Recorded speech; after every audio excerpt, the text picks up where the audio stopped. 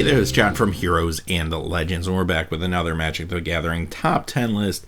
Today we're looking at the top 10 black cards we'd really like to see reprinted in Eternal Masters. Now, you may have guessed, this is part of a series. We've already done the white and the blue cards, and as we go through the next couple weeks, we'll hit the last couple colors, as well as a video on colorless, one on lands, and one on multicolor. So you have that to look forward to as we keep going. But for today, we're going to talk about the black cards, and if you haven't seen the first two videos, same criteria applies. Basically, we're looking at a couple things. We're looking at the value of these cards, which cards are priced, and in many cases maybe overpriced for what they are. And secondly, we're looking for cards that still see a lot of play. I mean, there's some valuable cards out there that just aren't seeing a lot of Eternal format play, or they might be seeing play in Standard or something like that right now, but that's not really what we're interested in. We're really interested in Eternal format. So we're looking at Vintage, Legacy, Commander, Highlander, Cube, etc. Now, Modern does play a role in the pricing of some of these cards, and all things being equal, if a card also sees a lot of play in Modern, yeah, it may get a little bit higher on the list, but we're really not looking directly at Modern. Last thing to mention is reserve list cards. They're not on here because we know they will not be reprinted in Eternal Masters, unfortunately. But that's a story for another day. So until then, let's jump into this list. And we're going to start off with some honorable mentions now. Whenever you break this down into picking 10 of any color, it's very difficult. I mean, there's some amazing cards out there that desperately need reprints, and here's 4 cards, for example, that just missed the top 10 that I'd love to see reprinted. Demonic Tutor, even though it is not legal in Legacy, is still a card that sees tons of play in all sorts of Eternal formats, and it's not as pricey as some other cards on the list, but still relatively valuable, and would like to see more of them. Toxic Deluge desperately needs a reprint. Griselbrand. Now, you don't play 4 of Griselbrand most of the time, and it is a card that's even banned in Commander, but still sees tons of play. And Thoughtseize recently reprinted in Theros, but again, I would not be upset to see another printing of this card. It's still very pricey for what it is, and I think another printing would help players that need 4 copies be able to pick them up. Alright, let's move into the top 10. Coming at number 10, Inquisition of Kozelek. This is almost getting silly now. This is an $18 uncommon. Now, it was reprinted in the Modern Event deck, and that's the slightly cheaper version that you see here on the screen. However, that really didn't do a whole lot for the value. This needs to be reprinted as an uncommon in another set. And specifically, Eternal Masters would be great, but even Eternal Masters is probably going to be a little too limited. This is a card that just really needs to come back in a bigger form. Now, it's very interesting to hear Mark Rosewater in his podcast talk about the fact that they wanted to try to include this card in the Battle for Zendikar block, but it just didn't work out from a lore point of view because there was no Inquisition going on by Kozelek in the storyline. So because of that, we're still waiting for a reprint, which all the more reason just goes to show you how important sets like Modern Masters, Eternal Masters, even Conspiracy are to hopefully getting us some of these reprints in the future. Number 9, Infernal Tutor. And this will run you about $20, $21, but this is seeing a lot of play. Definitely sees play in decks. For example, the Storm deck in Legacy is pretty popular, but sees play all over the place. And it's one of the tutors, especially for Legacy, that is not banned, that you can still play. And because of that, if we don't get a reprint soon, it's going to continue to drive upwards. Number 8, Vampiric Tutor. Now, if you get a 6th edition version of this, it'll run you about $30. It's the cheapest version out there, but the other versions aren't much more than that. And this is a tutor. Now, granted, it's probably not as good as Demonic Tutor, and this is still a tutor that is also banned in Legacy. However, still very good. Great cube card, great in Commander, great in Vintage, and sees tons and tons of play. Now, notice this is an instant. Keep that in mind as we get further down the list.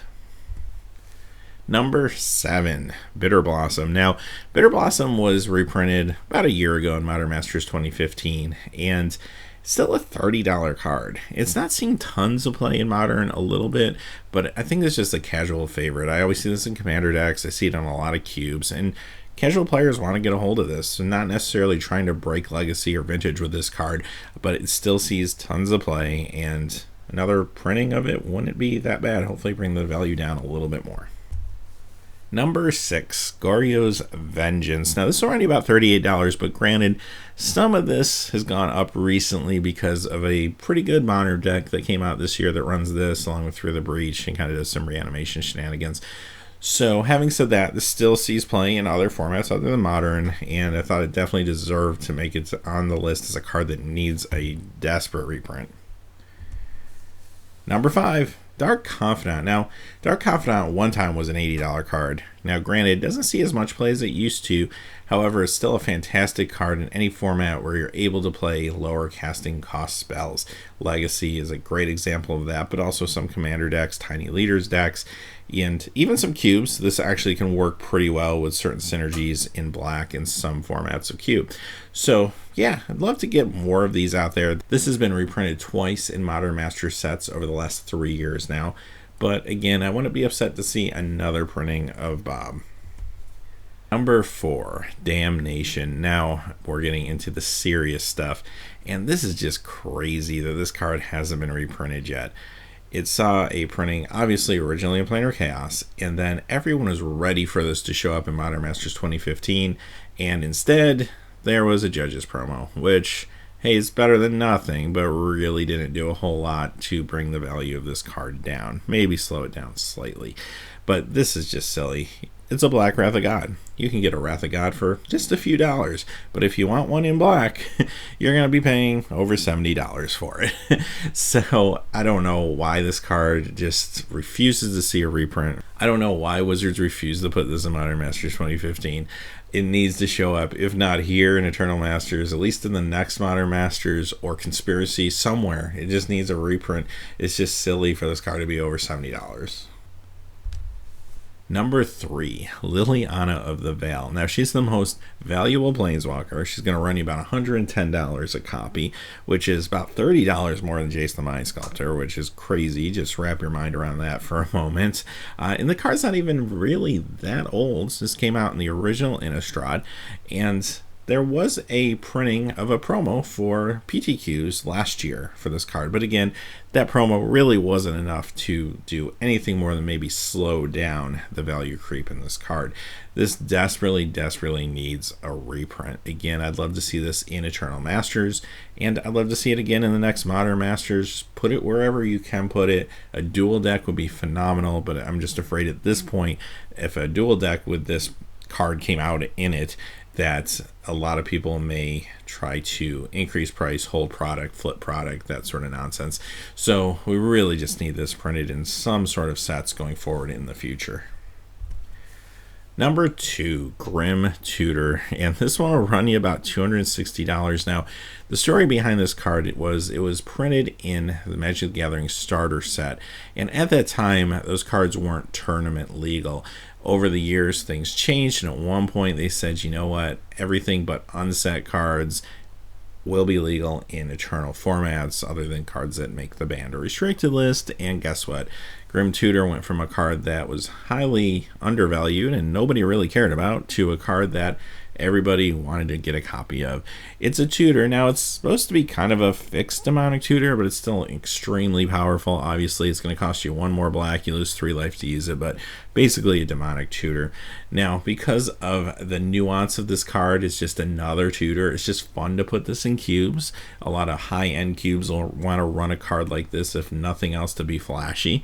It's another tutor that you can include in your commander deck, and when you're in a Highlander format, sometimes it's nice to be able to kind of tip the scales by putting in some other rare versions of cards that are similar to regular cards. And this is a good example of that, because that's going to run you about $260. This card nowhere near worth that. You can get a better card in Demonic Tutor for, you know, really just a fraction of the cost, maybe around $10 or $12. But Grim Tutor is just way overvalued for what it is, just basically due to its rarity. It would be nice to see this reprinted. And coming in at number 1, speaking of rarity, Imperial Seal. And a copy of this will run you about $880 right now. So this was printed in Portal 3 Kingdom. And basically, it's a weaker version of Vampiric Tutor. Same card, except it's a sorcery, not an instant. And as we saw earlier on the list, you can get a copy of Vampiric Tutor for $30. If you want a copy of Imperial Seal, which is an inferior card, you're going to be paying $880 for it, which is nuts. So what's the deal here? Obviously, Portals 3 Kingdom, incredibly rare, especially English versions of the cards. It wasn't a set that was really meant to be marketed or released in the United States.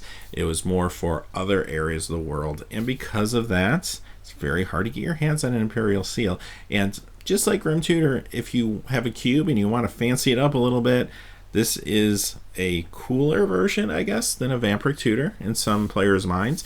But also at the same time, yes, it is another way to tutor, especially in Highlander formats. It becomes very important. Now, this card is even banned in Legacy. It's kind of crazy to think for a moment that it's valued this high and I can't even play it in Legacy. That's crazy. So really, here's a card that just way overvalued for what it does.